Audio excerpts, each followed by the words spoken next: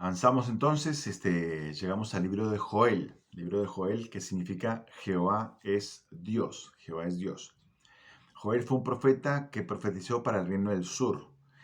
Allí vamos a encontrar que él escribió este libro. El versículo clave es capítulo 3, versículo 14, que dice: muchos pueblos en el valle de la decisión, porque cercano está el día de Jehová en el valle de la decisión.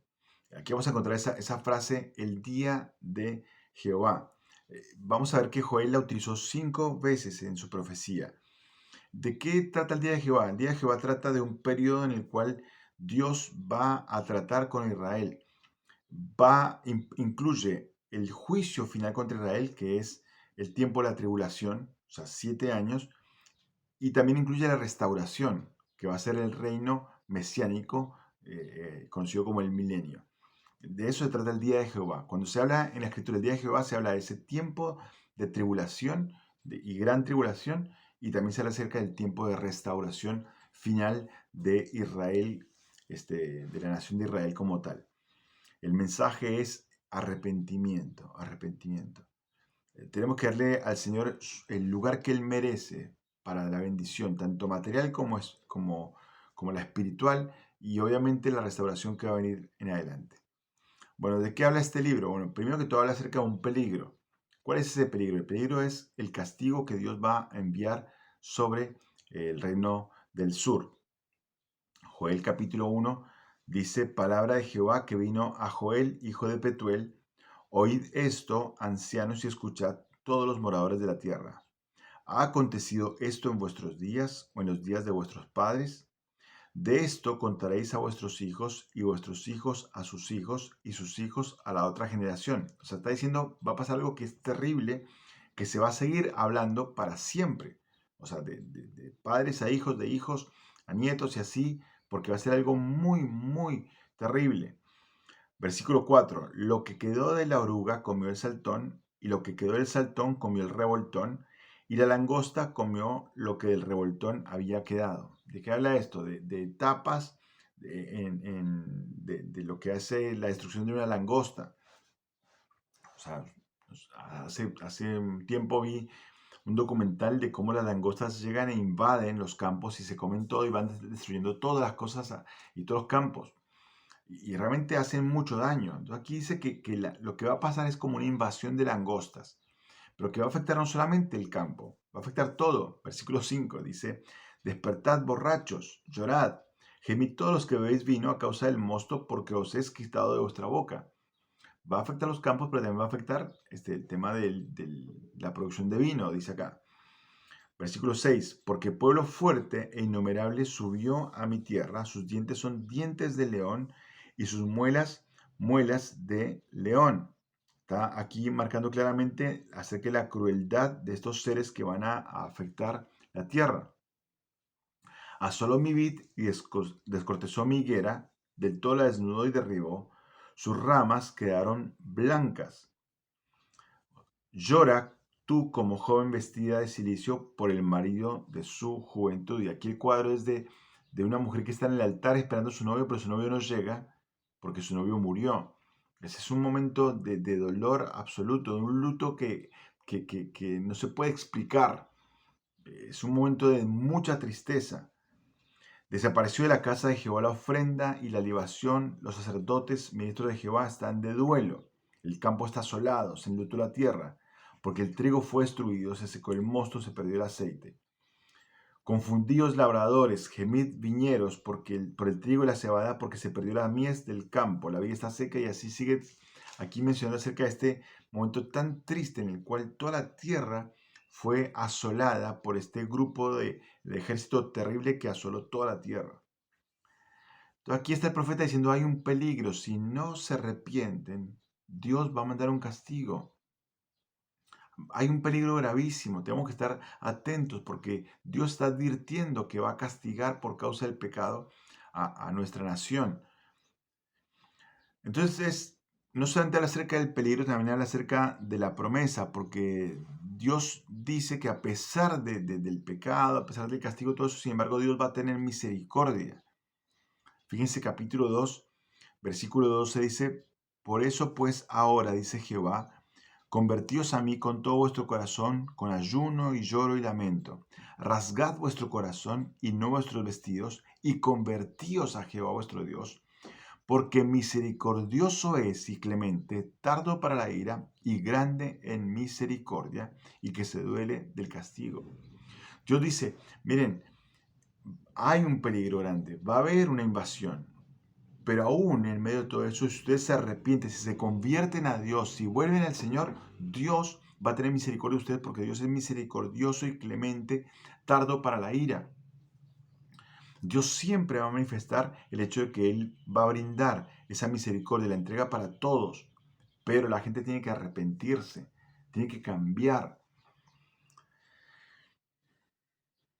En ese mismo contexto de promesa y de esperanza, entonces Dios promete algo más. Versículo 28 de capítulo 2 dice, después de esto derramaré mi espíritu sobre toda carne, y profetizarán vuestros hijos y vuestras hijas, vuestros ancianos soñarán sueños, y vuestros jóvenes verán visiones.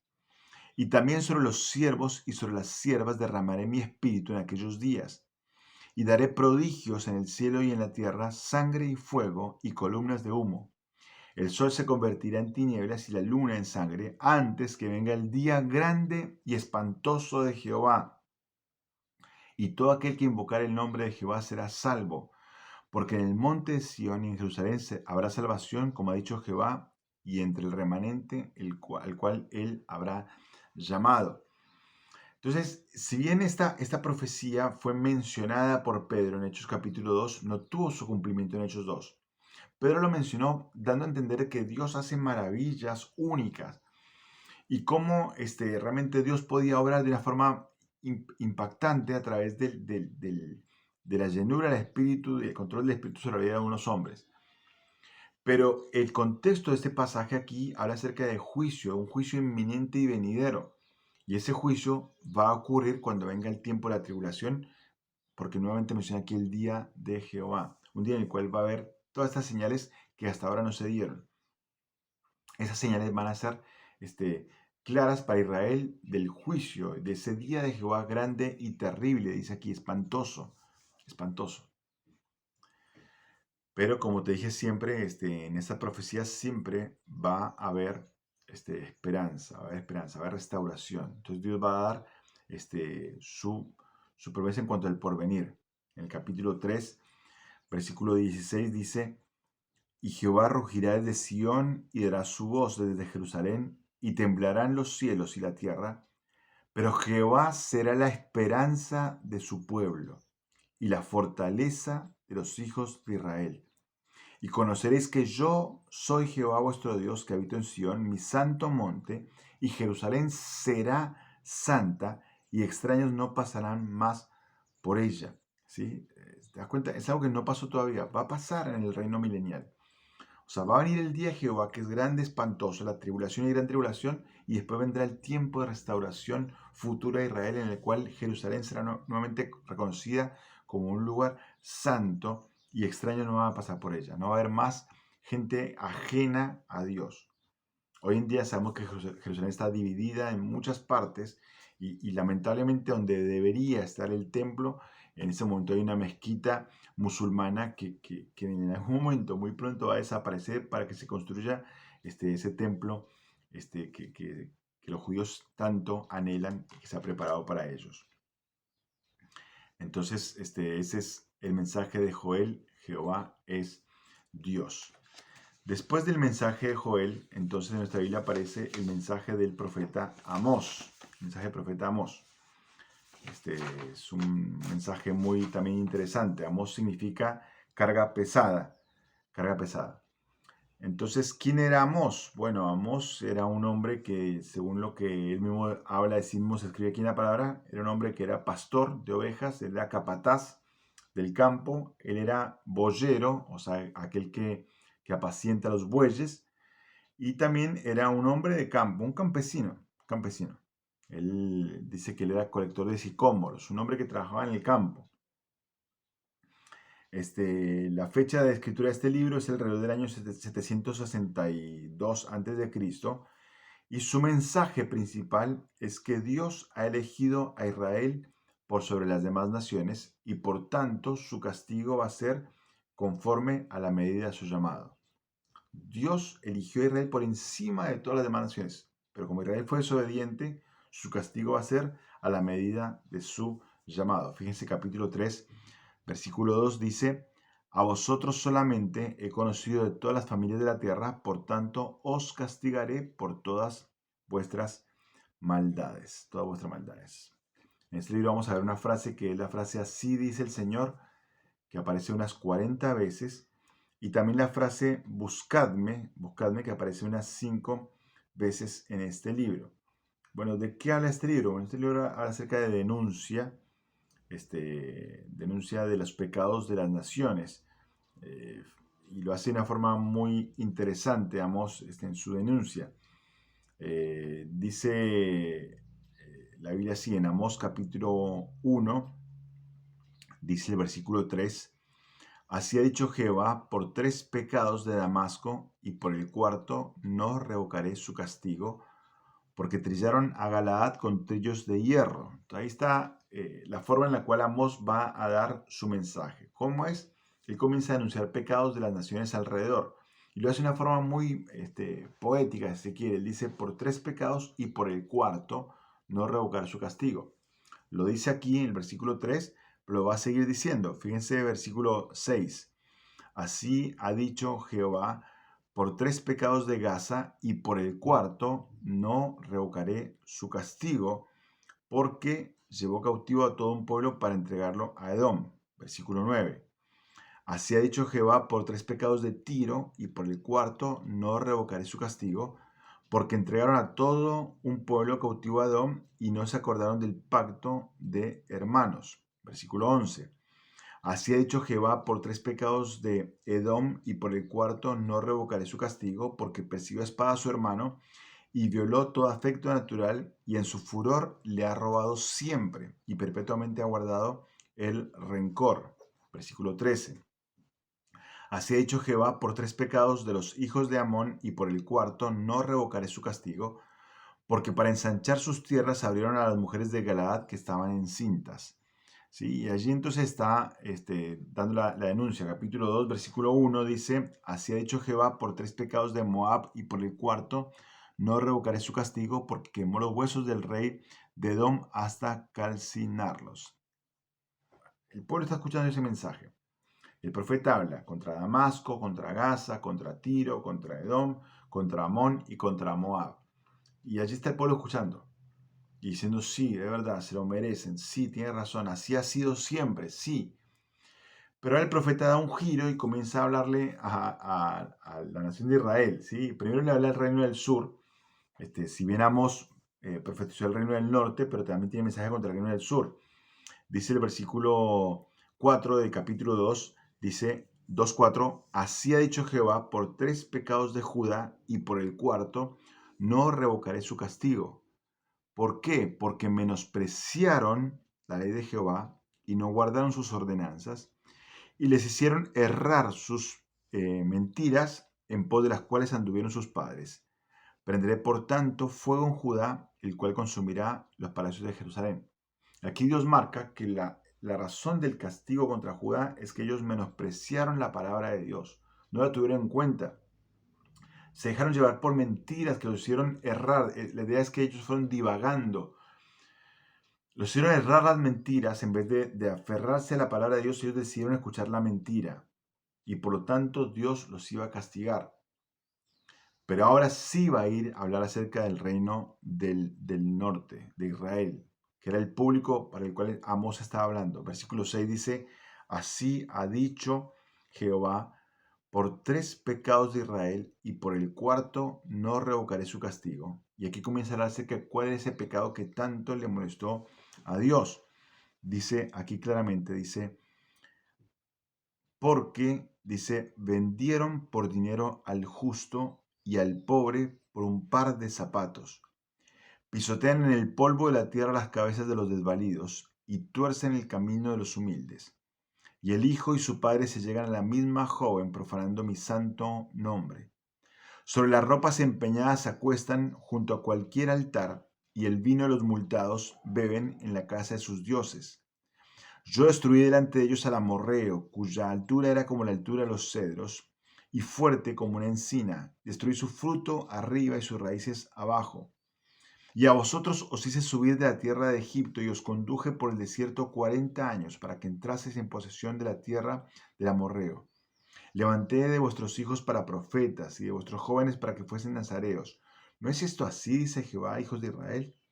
Mas vosotros disteis de beber vino a los nazareos y a los profetas mandasteis diciendo, no profeticéis.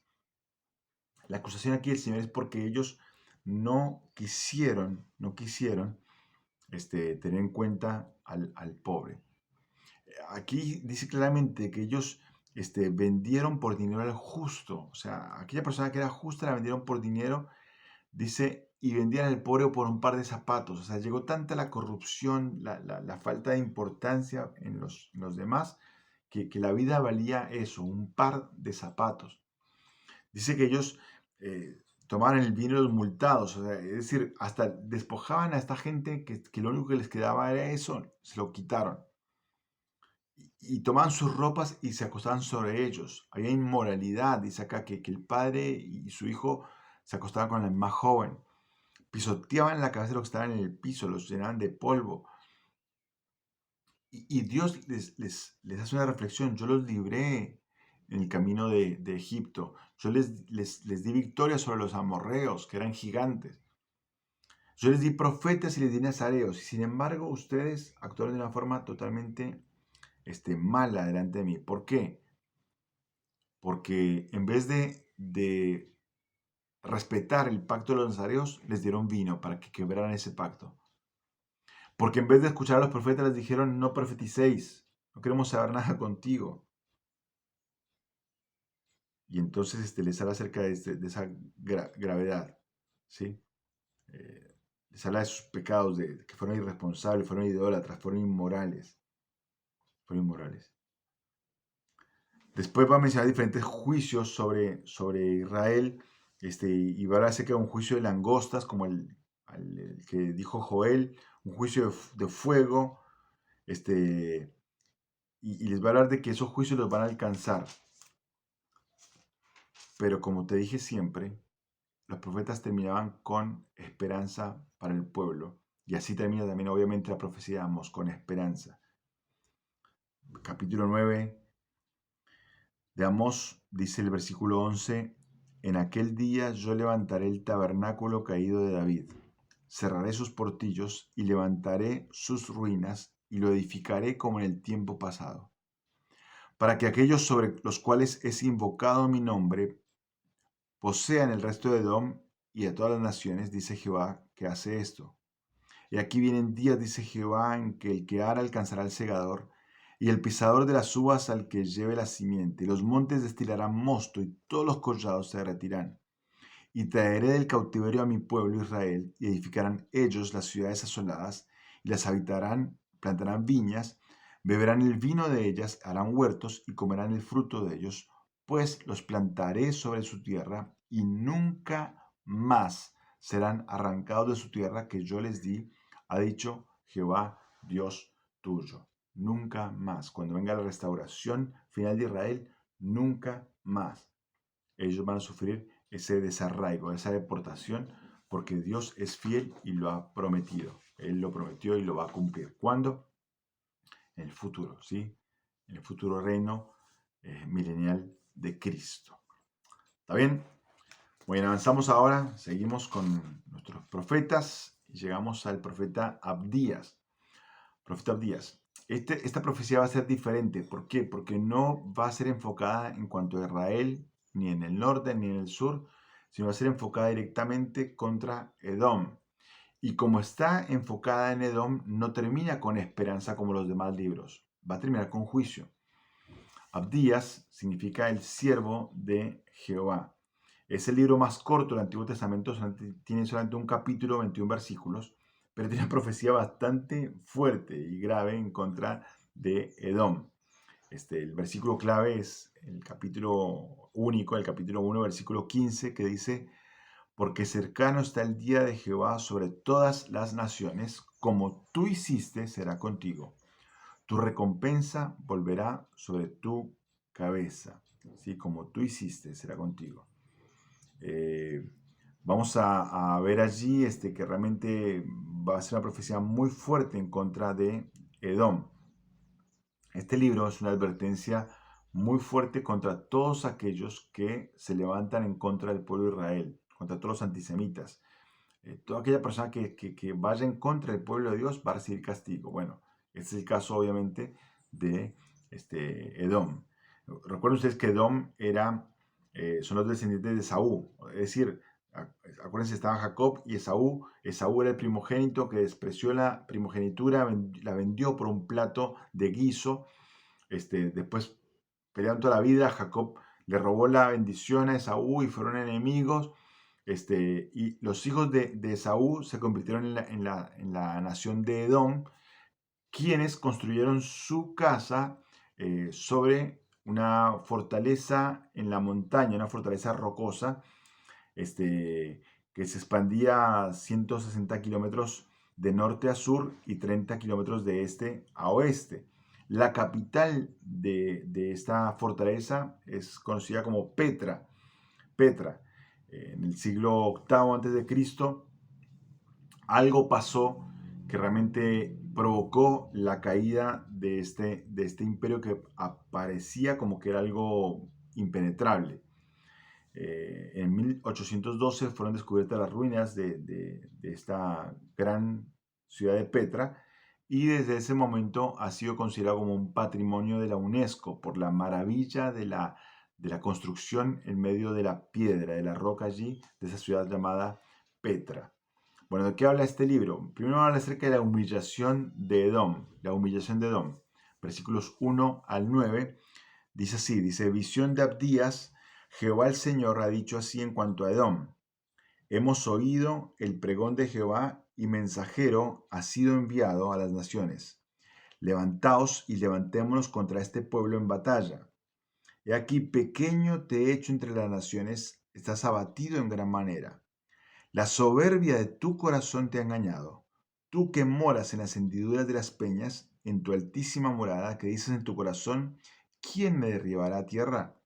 Si te remontares como águila, y aunque entre las estrellas pusieres tu nido, de ahí te derribaré, dice Jehová. Si ladrones vinieran a ti o robadores de noche, como has sido destruido, ¿no hurtarían lo que les bastase? Si entraran a ti vendimiadores, ¿no dejarían algún rebusco? ¿Cómo fueron escudriñadas las cosas de Esaú? Sus tesoros escondidos fueron buscados. Todos tus aliados te han engañado, hasta los confines te hicieron llegar. Los que estaban en paz contigo prevalecieron contra ti. Los que comían tu pan pusieron lazo debajo de ti, no hay en ello entendimiento. ¿No haré que perezcan en aquel día, dice Jehová, los sabios de Edom y la prudencia del monte de Esaú? Y tus valientes, oh Temán, serán amedrentados, porque todo hombre será cortado del monte de Esaú por el estrago. Te recuerden, ellos estaban en una fortaleza rocosa que realmente estaba tan bien construida que ellos hicieron solamente una puerta de entrada. Entonces, si un ejército iba a atacarlos, tenían que pasar por esa única puerta. Y es una puerta que solamente entraba un hombre, o sea que era muy fácil combatir al enemigo. Por eso dice aquí, en el versículo 3, que la soberbia los engañó, porque ellos moraban en las hendiduras de las peñas y decían, ¿quién me va a derribar a tierra? Nadie nos puede llegar a ganar. Pero Dios dice, mira, aunque ustedes estuvieran en el nido del águila o donde estuvieran, yo los voy a derribar, porque el juicio está marcado y va a ir la humillación en contra de ustedes. Sus aliados también los iban a dejar, o sea, ni aún su sabiduría los iba a acompañar en ese tiempo. ¿Por qué? Porque Dios había decidido humillarlos. ¿Por qué Dios los humilló? Bueno, porque ellos cometieron un acto que es considerado como un crimen por Dios. Fíjense, versículo 10. Por la injuria a tu hermano Jacob te cubrirá vergüenza y serás cortado para siempre. ¿Sí? Allí marca que fueron violentos verbalmente contra Jacob, contra Israel. Versículo 11. El día que estando tú delante, llevaban extraños cautivos su ejército, y extraños entraban por sus puertas y echaban suerte sobre Jerusalén, tú también eras como uno de ellos. O sea, se habían aliado con los enemigos de Israel. Versículo 12. Porque no debiste tú haber estado mirando en el día de tu hermano, en el día de su infortunio. No debiste haberte alegrado de los hijos de Judá en el día que se perdieron, ni debiste haberte jactado en el día de la angustia. Ellos se habían puesto contentos porque Judá estaba siendo atacado. Estaban felices por eso. Versículo 13. No debiste haber entrado por la puerta de su pueblo en el día de su quebrantamiento. No debiste haber mirado su mal en el día de su quebranto, ni haber echado mano a sus bienes en el día de su calamidad. O sea, también habían entrado y habían robado de la ciudad. Versículo 14 dice, tampoco debiste haberte parado en las encrucijadas para matar a los que de ellos escapasen. O sea, si había uno que escapara, ellos no lo mataban. Ni debiste haber entregado a los que quedaban en el día de la angustia. Ellos realmente cometieron un error gravísimo, un crimen, haberse levantado contra su hermano Jacob, contra el pueblo de Israel. Entonces, por ese crimen, ellos iban ahora a recibir una condenación. Versículo 15 dice, porque cercano está el día de Jehová sobre todas las naciones, como tú hiciste será contigo. Tu recompensa volverá sobre tu cabeza. De la manera que vosotros bebisteis en mi santo monte, beberán continuamente todas las naciones, beberán y huirán y serán como si no hubieran sido. Mas en el monte de Sión habrá un remanente que se salve y será santo. Y la casa de Jacob recuperará sus posesiones. La casa de Jacob será fuego y la casa de José será llama y la casa de Esaú estopa. Y los quemarán y los consumirán. Ni a un resto quedará de la casa de Esaú porque Jehová lo ha dicho. Y aquí está diciendo claramente, mientras que Esaú va a ser consumido para siempre, Israel va a ser restaurado. Y va a ser un juicio que Dios determinó. Como te digo, ¿cómo logró Dios derribar a esta fortaleza? Bueno, lo que hizo fue que ellos, como vivían en la roca, dependían de otros para los cultivos y todo eso. Ellos no tenían cultivos en la roca. Ellos compraban ese intercambio comercial. Pero de repente la ruta comercial cambió. Ya no pasaban por allí vendedores que proveyesen para las necesidades de los habitantes de Edom. Y entonces Edom tuvo que abandonar la fortaleza porque no tenían provisiones. Y quedó abandonado para siempre. Y bueno, así es Dios como logró castigar a estos habitantes de Edom. Muy bien, gente, avanzamos, seguimos en este recorrido rapidísimo. Acuérdense que esto es un panorama, es un vistazo general y rapidito de cada libro del Antiguo Testamento. Me gustaría quedarme en cada detalle, pero es imposible por el tiempo. Así que bueno, llegamos a el libro del profeta Jonás. Jonás, que significa básicamente paloma. Jonás, un judío, un profeta que fue desobediente. Dios lo envió a Nínive para que predicase, una ciudad de, se estima, unos 600.000 habitantes, y sin embargo, Jonás quiso hacer su vida y trajo consecuencias para él. Entonces, vamos a ver un bosquejo que es muy fácil de seguir porque está dividido en los 4 capítulos. En el primer capítulo vamos a ver que Jonás corre de Dios, él trata de huir de la presencia de Dios. En el capítulo 2 vamos a ver que Jonás corre hacia Dios porque confiesa su pecado y busca restauración. En el capítulo 3 vamos a ver que Jonás corre con Dios porque ahora sí obedece el llamado. Y en el capítulo 4 vamos a ver que Jonás directamente no corre, se enoja solamente. Así que bueno, vamos a tratar de avanzar con esto, ¿no? Dice Jonás capítulo 1, vino palabra de Jehová a Jonás, hijo de Amitai, diciendo, levántate y ve a Nínive, aquella gran ciudad, y pregona contra ella porque ha subido su maldad delante de mí. ¿Qué era Nínive? Bueno, Nínive era una ciudad de asirios. O sea, recuerden ustedes que Asiria fue el imperio que llevó cautivo al reino del norte. Era gente muy feroz. Su ejército era conocido por su potencia, por su disciplina, pero también por su ferocidad. La ciudad de Nínive era una ciudad grande, era fuertemente fortificada, con grandes murallas, y también tenía fosos alrededor, de tal forma que no cualquiera podía entrar a la ciudad. Y realmente nadie creía en ellos o podía llegar a derrotarlos. Pero Nínive fue destruida mucho tiempo después, como lo vamos a ver más adelante en la profecía de Nahum. Pero bueno, Dios le dice a Jonás, levántate, ve a esa ciudad. Ahora Jonás, que sabía de la ferocidad de la gente de Nínive, sabía de su maldad. Entonces, ¿qué hizo Jonás? Versículo 3. Y Jonás se levantó para huir, según él creía, de la presencia de Jehová. No se puede huir de Dios, es imposible. Pero Jonás creyó que podía hacerlo. Entonces él huye de la presencia de Dios para irse a Tarsis.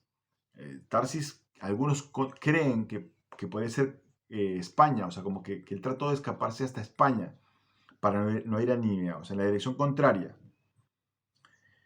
Entonces él descendió a Jope y halló una nave que partía para Tarsis y pagando su pasaje, porque el que huye de Dios, el que no quiere hacer la voluntad de Dios tiene que pagar su pasaje, entró en ella para irse con ellos a Tarsis y lejos de la presencia de Jehová. Necio. Salmo 139 dice que aunque tomare las alas del alba y me fuese a lo más lejos, allí estás tú. Es imposible escapar de la presencia de Dios.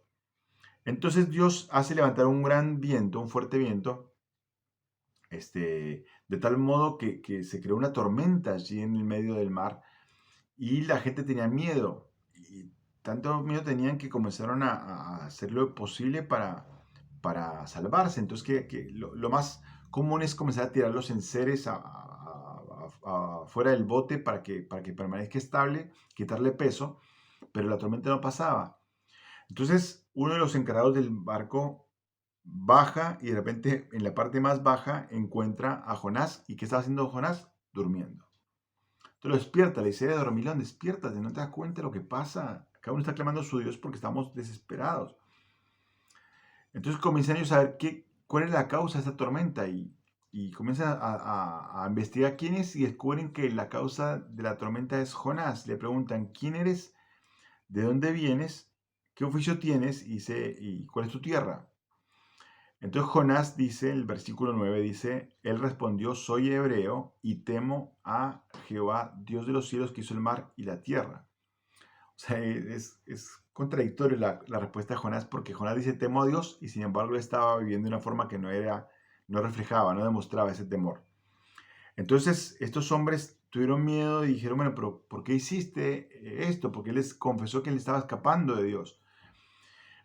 Entonces él dijo, bueno, no, tranquilo, mire, tómenme, tírenme por la borda, dice, para que la tormenta pase. Pero estos hombres no querían matar a Jonás. Estos hombres no eran salvajes. Ellos hicieron lo posible para salvar la nave, pero era imposible. Entonces, a pesar de todo lo que sus esfuerzos, tiran a Jonás al mar y la tempestad se calmó, demostrando que era juicio directo de Dios por causa de la desobediencia de Jonás.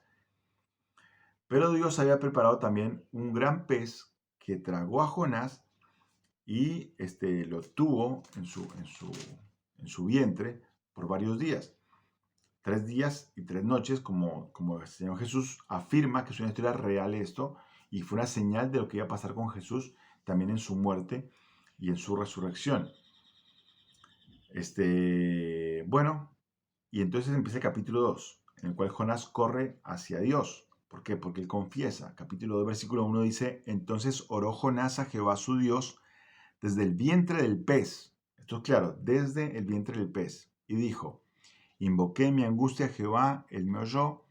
Desde el seno del Señor clamé y mi voz oíste. Me echaste a lo profundo en medio de los mares, me rodeó la corriente. Todas tus ondas, tus olas pasaron sobre mí.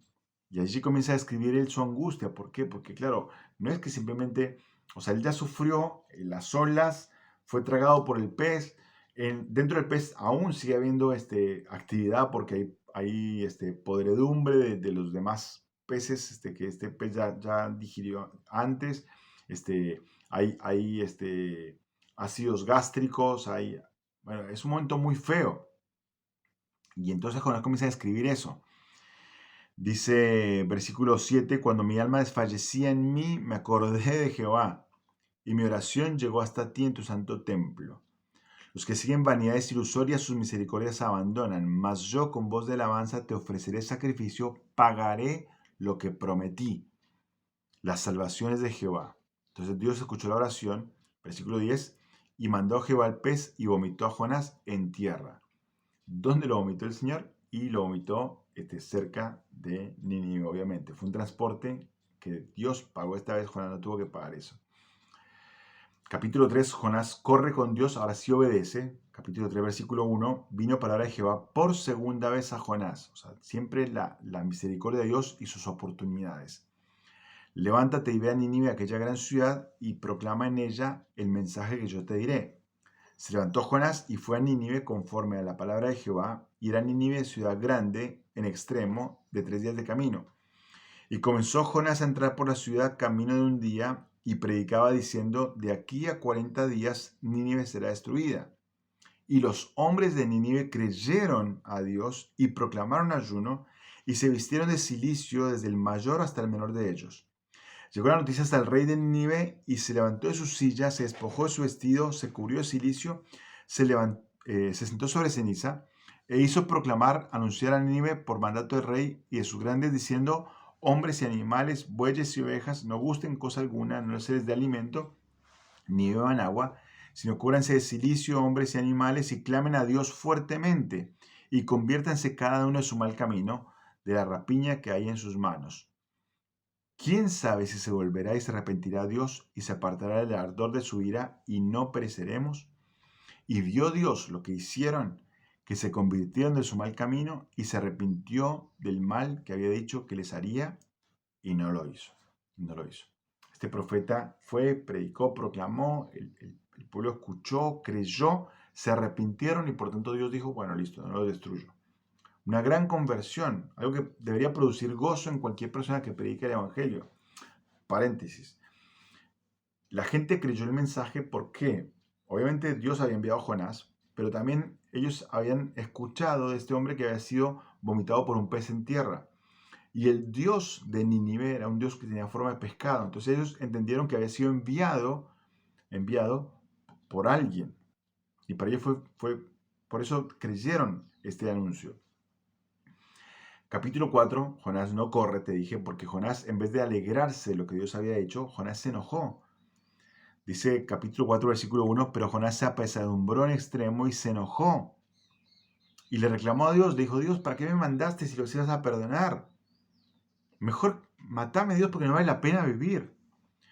Dios le dice, ¿haces tú bien en enojarte tanto? Jonás se va de la ciudad, se sienta en un monte a ver en qué momento Dios iba a destruir la ciudad, pero pasaba el tiempo, el sol lo molestaba, entonces Dios preparó una calabacera que crece en el espacio de una noche y le da sombra a Jonás, y Jonás estaba contento. Pero después Dios preparó un gusano que se comió la calabacera y cuando vuelve a salir el sol, Jonás le pega el rayo del sol y se enoja nuevamente.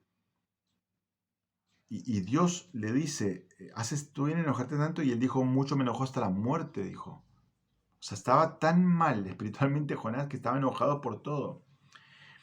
Y Dios le dice, mira, o sea, te da lástima que un gusano se comió la calabacera y no tienes misericordia de Nínive, esta gran ciudad donde hay 120,000 personas que no saben discernir entre su mano derecha y su izquierda.